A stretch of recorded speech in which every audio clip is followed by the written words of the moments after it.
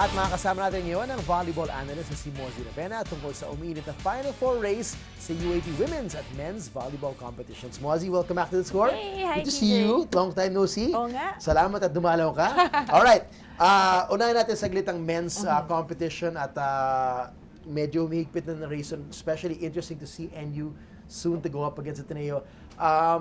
With what's happening now, sa tingin mo ba it's all gonna boil down again to NU na Ateneo in the finals? Well, it's looking like that right now, especially yung NU nga on a streak. And ako, nafe-feel ko kasi I'm doing the men's game sometimes, no? So I can see that ang laki ng improvement ng NU from the first round to the second round. So makikita natin yun when they face each other. The dominance. It's one thing to win all these games in the streaks that they're, of course, Ateneo's in an incredible streak. But in the way they're dominating the competition, ano masasabi mo tungkol sa level na inangat nila against everybody else? Yun nga eh, they just got better and better each game. And plus, yung mga players na siguro bonus players for Coach Dante, nagsi-step up in the second round. So that's really scary. And those players are really, really good. And yung malalaki, and that could really help them in, let's say, when they go to the semifinals or even the finals. All right, so all the more makes this week and this weekend. Oh, yeah. Super exciting. Oh, yes. Men's and women's. Okay, so speaking of the exciting women's scenario, first of all, pag-usapan natin yung nangyaring mga, for me, I guess others as well, of course, for those who lost, the shocking straight setters that happened. I mean, considering kasi dikit-dikit sa team standings, we know everybody has a chance to make the Final Four. First of all, you saw itong UST in a run, beating UP in straight sets. Let's talk about that first. Medyo dumikit ng first two sets. You saw UP, breach the 20-point mark, pero in the 25-16 is the third set. What happened there? I mean, how good USC played, or medyo may kulang sa UP that day? Well, let's start at the beginning of this season. We really thought it was going to be a tight season for everybody. Parang match-up, ang gaganda talaga. But we did not expect siguro it would be this close. This close until the end. And yun na nga eh, parang any team can just beat any team at any given day. Yun yung nangyari so, talaga this season. Wala talaga. Even, di ba, UST, ganon na nangyari. UP, 4-0 run, and then nag-spiral down, di ba, mga ganyan. And NU beat Ateneo right away in the beginning. Di ba, nung first, siguro, up to the middle portion of the first round, it was looking differently, diba? Than today, diba? Correct. And then nagbago na yung ihip ng hangin. And here we are today. So the games over the weekend were really crucial and to some maybe surprising the way the results happened, at least in terms of the amount of sets. So yun na nga, itong UST, na straight sets sila ang UP. Is this still part of the whole mental aspect for UP na, coming into this level? Kasi playoffs na itong mga games ito eh. Hindi mo masasabing basta-basta regular season games.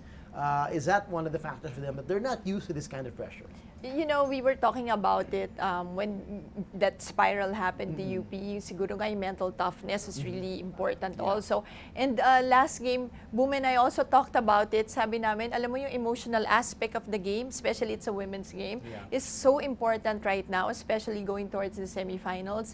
Iba eh, nakikita mo eh. Nakikita mo yung toughness inside. Yeah.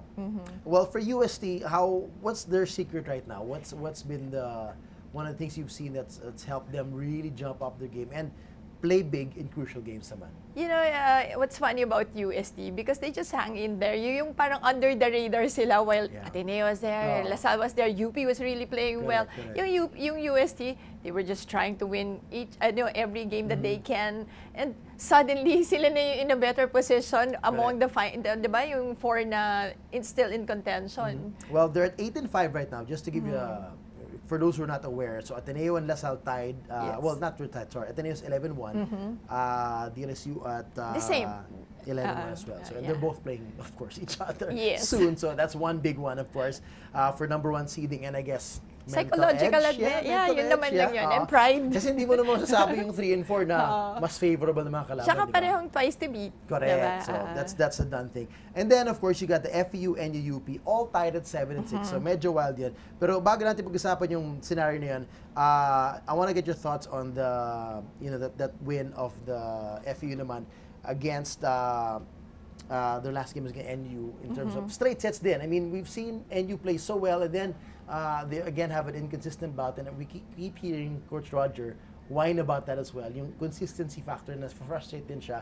Ano nangyari dun sa game niya para sa? Although dumikit sila, I mean, they lost 3 straight sets, but they were all competitive. Well, even last year, we've seen that with NU already, yung inconsistency nga dun sa games nila. We know that it's a really strong team, especially this year.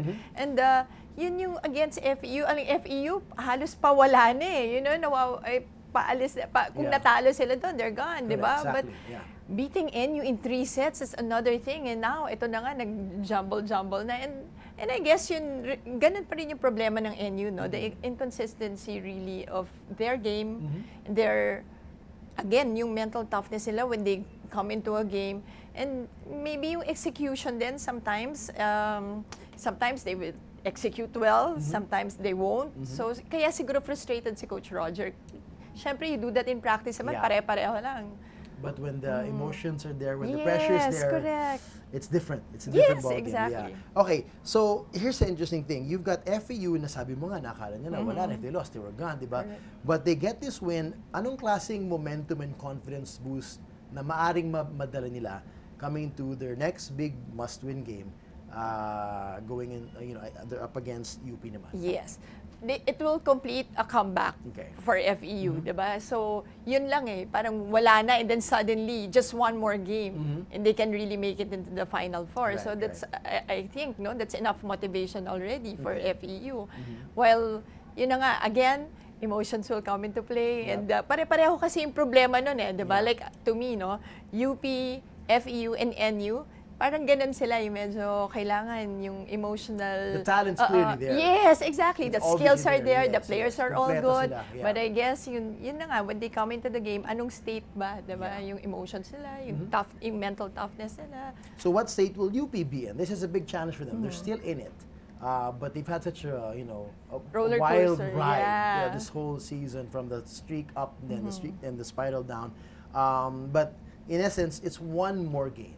One more game just to hang on there and force a playoff and see how far they can take this. Actually, no, to make it, the FEU is the winner gets in. Yes, knockout yun eh, FEU-UP. How should UP, kind of erase everything in the past and say this is just one game, just win this and we make it through? Well, again, it will boil down to one who wants it more and who is more mentally prepared, I think, coming into the game. Because it's a knockout game, TJ. I'm sure game plans will be there. Yun na lang, again, execution of the game plans and siguro, yung ganon, yung coaching, syempre, yung tactics ng coaches would also come into play. They have, both of them have good coaches. Si Shaq at saka si Coach Jerry are really tacticians also. So, yung a little bit of everything. Strategy and mental toughness issues aside, matchup-wise, how do you see this going? Anong exciting matchups ang papanood natin? Who might have the edge if it's just matchups? Ang UP kasi, ever since I said nga, it's a complete team. Ang hindi naman siguro problema, no? It's really parang, siguro kung may weakness man silang konti is that they have a converted setter. Okay. So, yung experience-wise, siguro kulang pa. Hindi naman hindi siya magaling. Pero yung experience lang, because pagdating sa semis, syempre iba or knockout games.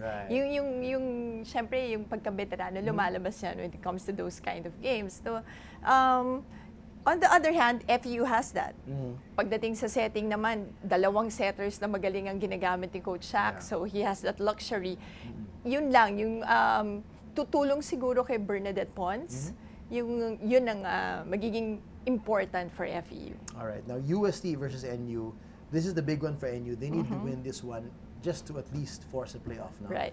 And if that happens, we could see a three-way tie, tama ba? Tama. At 8 and 6. Correct. With the winner of the FEUP. Pero because of quotient, winner of that will be getting up there? Ganun ba? Yes, parang ganito siya. So they will calculate that, they will rank the 3 teams. So rank points, and then set quotient, and then score quotient. Okay. Ayoko mag-join sa math na yan, pero sagot na yan.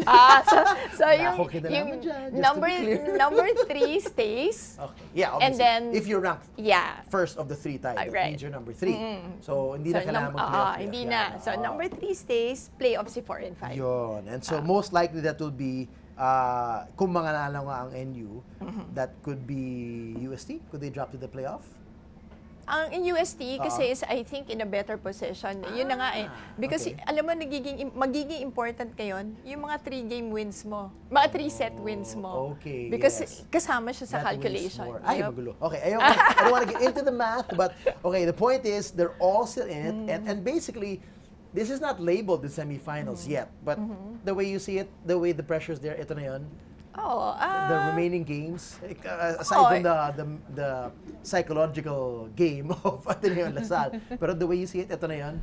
The way they're gonna have to play these games. yeah, oo. Parang, this is it. One game lang. It will spell everything for this season, for these 4 teams. Yeah, Diba? exactly. And history could be made for some of the teams who have been there in a while. So, Correct. all that drama will unfold. Meron sa Wednesday na magaganap na dun yung FEUP. And then Sabado naman, USANU, which will be the appetizer for the big Ateneo Lasal game. So, watch out for that. Mozzy, maraming salamat. All the more Thank you. excited to see the exciting finish of the women's volleyball regular season before. Hi guys, keep watching The Score for the latest sports updates and don't forget to subscribe to the ABS-CBN Sports in Action YouTube channel.